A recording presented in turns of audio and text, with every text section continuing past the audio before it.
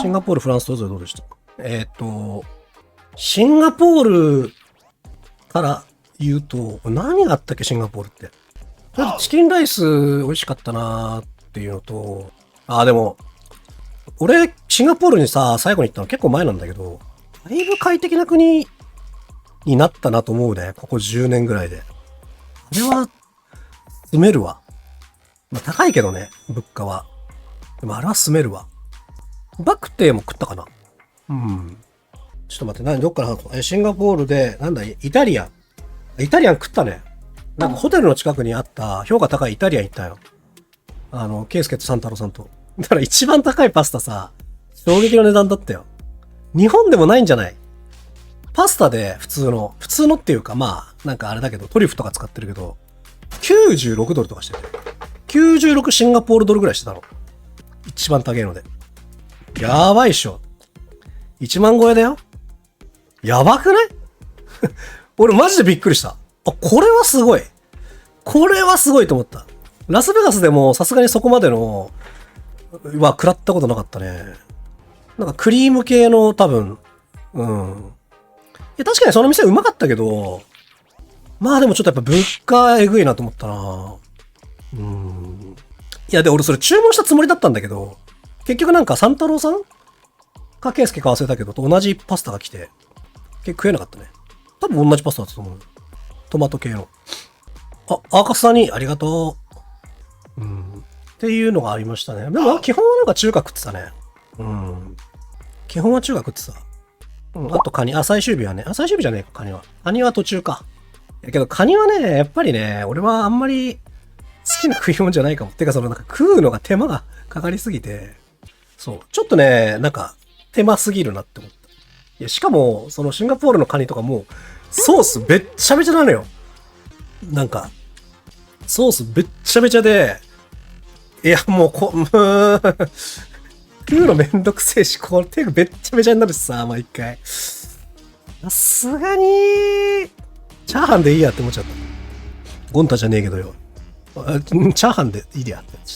カニ道楽とか行くとさ、やっぱそこ、てかまあ日本で食うカニってやっぱり、すごいお上品に調理されてるからさ、食べやすいし美味しいんだけどね。海外のカニは結構ね、秋らしい。ありがとう。まあっていう感じでシンガポール他なんかあったかな？なんかあったっけ？海外勢との対戦とかオフです。海外勢との対戦はね、海外勢との対戦は、誰だっけな？なんか、ドバイ勢とは結構やったね。あとは、ドバイ勢と、あと、誰だっけ？ツムン、ありがとう。ドバイ勢と、でもそんなもんかな。グラライン。あとなんか地元の人とやったな。地元のキンバリーとか、地元の JP とか、そこら辺とやったね。あと、成田からタクシーで帰ったんだけど、高くてびっくりした。さすがに、って思った。こんなすんのと思って。そう、3万円する。3万プラス、交通代みたいな。いや、マジ高えなと思って。いや、さすがに高えと思って。いや、もうくたくたでさ、眠くてさ、で、もう、普段はタクシー使わないんだけど、タクシーでいいやと思って、タクシーで帰ったの。ありがとう。そしたらさ、まさかの3万点。さすがに割に合わねえなと思ったけどな。まあでも、まあいいやと思って。まあにしか行かねえし。ゆめちゃん知らない運転手なのに逃げられる。そうそう、なんかね。まあ俺もさ、ボッサボサでさ、ひげもじゃもじゃのさ、ヨロヨロでさ、行ってるからさ、本当にこの値段大丈夫ですかとか言われて。はい、大丈夫です。で、フランスってなんかありました？乱入はね、俺いなかったわ。乱入の時は会場いなかった。残機投げまくってた。はい。そうだよ。クリスモン強い。クリスモンすごいね。2位1位だもんね。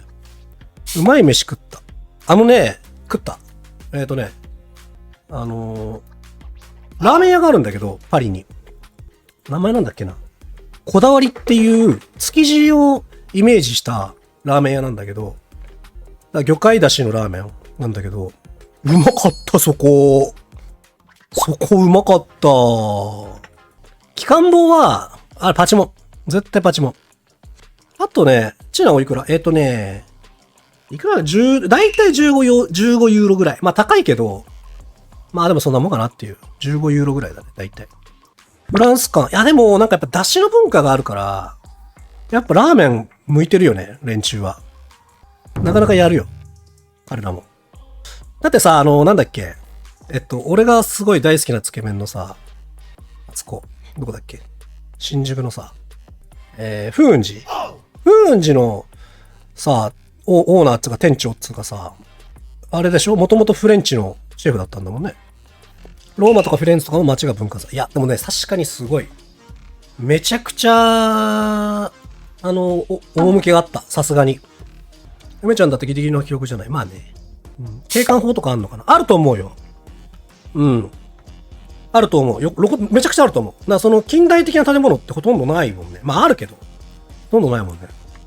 ノーブル君についての話題はなんかないですか？ノーブル君についての話題はね、最終日俺の部屋にいた。床で寝かしてやった。あ、水葉もいたよ。水葉もいた。あ、なんか結構いたよ。水葉、チパー、水葉、キチパー、ノーブル、フード、黒カフェ、かな？1日目さ、ワイン4本買ってきてさ、俺とフードでもう昼から。最終的にフード上半身裸で、ノーブルに説教してたからね。なんなんだよ、この空間と思って。あちーとか言って上半身裸になり始めて。ノーブルに説教するっていう。笑った。で、そこでフードの名言が生まれた。名言が生まれたらしい。俺はお前にとって最高の先輩じゃないかもしれないけど、最後の先輩だぜ、つって。いうとんでもない名言が生まれたらしい。どういう意味？どういう意味って、それは他にいないんだろう。構ってくれる人がいないってことだろ。治安はね、大丈夫だった。なんか、っていうのはさ、俺、フランスの街をさ、こう歩いてた時に思ったのが、この国って、収益っていうか、国としての利益って何で上げてんのつって、カフェに聞いたんや。そしたら、観光ですね、みたいな。で、観光が世界一らしいんよね、パリって。だもう観光で生きていく。観光一本でやっていくみたいな国だから、でさ、当然観光ってことは、パリやん？文化財で食ってるわけよ。でさ、ってことはですよ。仮にそんな治安というか、街の秩序を乱す奴がいたらさ、蜂の巣なんですよ。つまり、観光地だけは、全力で治安維持してる。と思った。うん。なんか10秒で100人ぐらい殺しそうな銃持ってたもんだって。警官が。だからやっぱあの辺は、全力で死守なんだと思うよ。バロで言うと、もう爆弾前みたいな感じ。爆弾取りに来るやつは撃たれるじゃん。そんな感じ。それぐらい集中的に狙われる。だから我々は安心でしたよ。全然平和なもんでしたよ。